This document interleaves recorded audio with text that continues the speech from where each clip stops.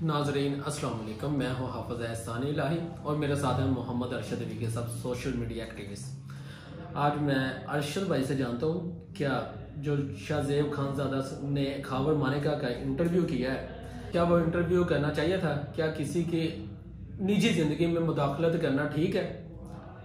जी अरशद जी बहुत शुक्रिया हाफिज साहब। मैं ज़ाती तौर पर किसी की भी निजी ज़िंदगी और निजी मामला जो है उस पर उसको इश्तिहार बना के और उसको पब्लिसाइज करके और उस पर इंटरव्यूज़ और उस सोशल मीडिया पर उसका जो है प्रचार जो है मैं इसको नामुनासिब समझता हूँ।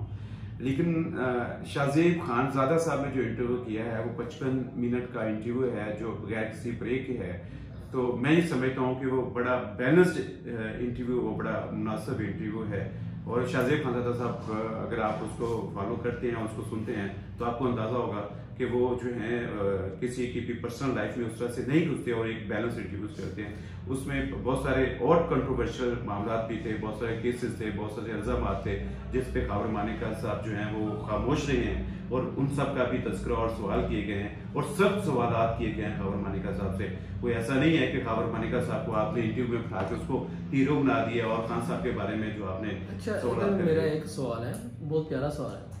क्या किसी फीमेल को भी इद्दत में घर से बाहर निकलना जायज़ है इस्लाम में? जी, घर से बाहर निकलना तो छोटी बात हो गई। दूसरा सवाल मैं बाद में आता हूँ। पहले इस्लाम में एक इद्दत में औरत हो तो उससे घर से बाहर ही नहीं निकलना चाहिए। और दूसरी बात तो ये है कि क्या इद्दत में निकाह जायज़ है या वो निकाह होता है? जी, ये इद्दत में निकाह जो है ये मैं नहीं समझता कि ये किसी का पर्सनल इशू है।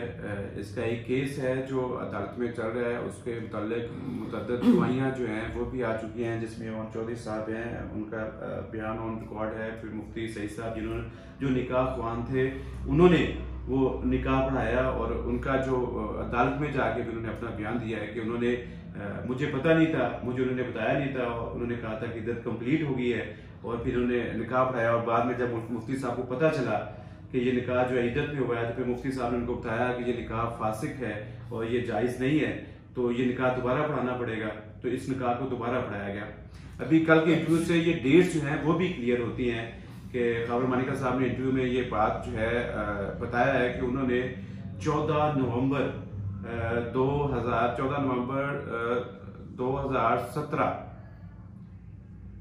2017 को उन्होंने बुशरा बीबी को डिवोर्स दी थी और 14 जो निकाह है वो 1 जनवरी 2018 को जो खबरों में आया मुबैना तौर पर, वो 1 जनवरी 2018 को जो है वो निकाह पढ़ाया गया था। मुफ्ती सईद ने भी बताया कि 1 जनवरी 2018 को निकाह पढ़ाया गया था, जो तलाक के तकरीबन 1.5 माह के अरसे के बाद हुआ और 3 माह जो है वो उसकी इद्दत की मुद्दत होती है।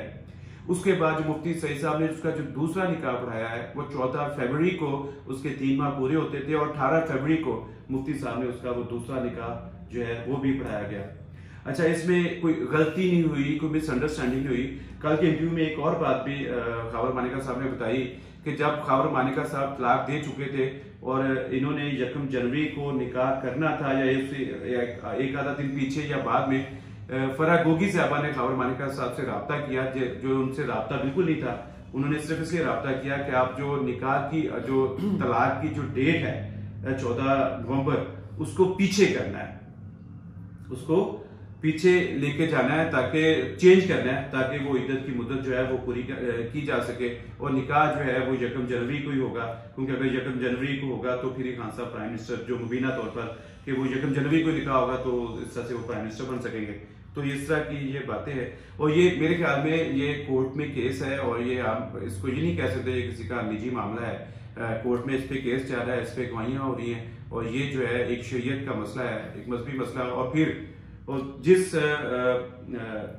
मियार पर। अच्छा, मैं एक बात करना चाहता हूँ। इमरान खान पाकिस्तान का हुक्मरान साहब का और इस्लामी रियासत की बातें करने वाला वजीर आजम किसी का घर खराब करके और इद्दत पूरी किए बिना वो निकाह कर रहा है, इससे क्या असर पड़ता है कि पूरी अवाम पे? जी, मैं एक चीज़ तो मैंने देख ली है कि 2014 से या 2010 से खान साहब के ऊपर जितने भी इल्ज़ाम लगे, जिनको खान साहब ने पहले डिनाई किया, तो फिर वो सारे खान साहब पर सारे इल्ज़ाम जो हैं वो दुरुस्त साबित हुए। वो बेशक उनके किरदार पे थे या उनके फिनेंशियल मामला पे थे, कि खान साहब पर जितने भी इल्ज़ाम लगे हैं वो सारे के सारे इल्ज़ाम बाद में सच साबित हुए। और खान साहब के सपोर्टर्स जो उनको तो फर्क ही नहीं पड़ता, वो कुछ भी हो जाए वो उन्होंने तो मानना ही नहीं है। वो खान साहब खुद कह दें, कल को बुशरा बीबी कह दें कि हाँ जी खान साहब ने ये किया, तो उन्होंने फिर बुशरा बीबी को गालियां निकालना शुरू कर देनी है। क्योंकि खान साहब तो वो कोई वो खास किस्म की चीज है कि वो कोई ना गलती कर सकते हैं ना उन्होंने करनी है, लेकिन किया उन्होंने सब कुछ है और हर चीज उन पर साबित होती जा रही है। तो ये वाहिद पाकिस्तानी पॉलिटिशियन है कि इस पे लगने वाला हर इल्जाम जो है वो बाद में जाके वक्त ने साबित किया है कि वो दुरुस्त था, लेकिन वक्ती तौर पर उनके सपोर्टर्स ने यही कहा हमेशा कि ये गलत है और ऐसा तो हो ही नहीं सकता। जिसमें घड़ी बेचने का इल्जाम था, जिसमें फॉरेन फंडिंग का इल्जाम था, जिसमें तोशाखाना का इल्जाम था, जिसमें आपने देखा कि वो जो हमारे जनरल फैज साहब के साथ लंदन प्लान में वहां पे जनरल फैज साहब के साथ होने वाली मीटिंग थी धरनों के लिए, तो जितने भी इल्जाम लगे, जितने भी आज तक बातें खान साहब के मुताबिक हुई हैं, अभी खान साहब कुछ आइडियो लीक आई थी, तो आप यकीन करें कि अब तो मुझे ये यकीन हो गया है कि अगर आप उसको भी इन्वेस्टिगेट कर लें तो वो भी ठीक होगी। और खान साहब की कुछ वीडियोस हैं जो आने से पहले खान साहब ने कहा था कि मेरे खिलाफ प्रोपेगेंडा हो रहा है, अभी आई नहीं है। खान साहब को पहले पता था कि मेरी कुछ वीडियोस आएंगी, क्योंकि उनकी वीडियोस बनी हुई हैं, उनको पता है और उनको पता है वो मार्केट में आएंगी, तो उन्होंने पहले कहना शुरू कर दिया कि वो भी गलत है।